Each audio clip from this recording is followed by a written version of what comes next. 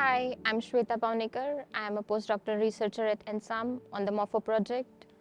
My work is mainly related to the work package 5, which is related to the life cycle management and remaining useful life estimation of the FOD panels that we have. And in that, we need basically, there are like two main steps which are involved. One is experiments which are being done here at TU Delft. And in those experiments, we have a fully sensorized FOD panel, which has printed piezoelectric sensors, printed thermocouples, and some embedded optical fibers. And then we externally have a couple of acoustic emission sensors on it. And we are using a camera as well to get some data. But overall, this panel is being kept in an MTS machine, which is used to conduct 4-point bending tests.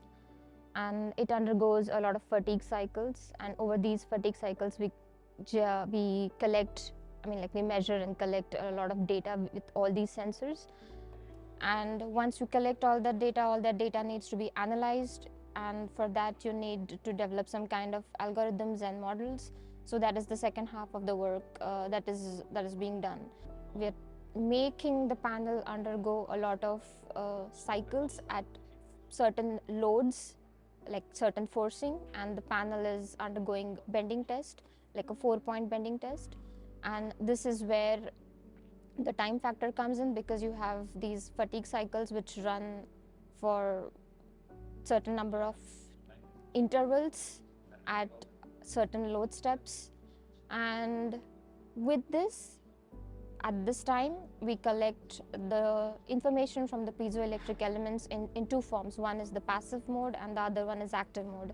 In the passive mode, the fatigue cycles are being run, so we don't have any kind of external actuating sensors, but the sensors on the panel are just being used to collect the data. So with time, there will be certain destruction, like maybe like a crack will initiate, or there will be some matrix cracking within the panel. And we are hoping to kind of get that information from the data that we collect over time with analysis, of course. And the other one is at certain intervals, we are actually using the sensors to actuate lamb waves, high frequency lamb waves, of course, and use that data as well for health monitoring of the panel.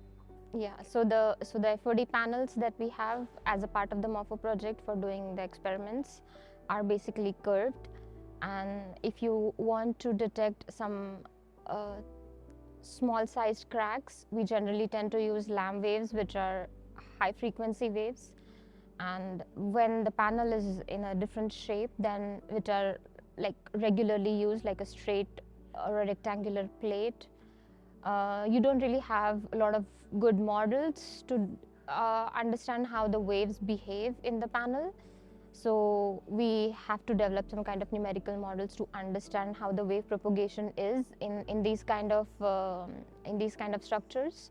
So that's one kind of numerical models. And the other one is when you collect a lot of data from the experiments, you need to gauge the behavior of this data, and you need to develop some kind of you need to induce some kind of physics into the a lot of data that you get, and then have some kind of understanding of this data with a lot of physics involved. So something like physics involved informed neural networks.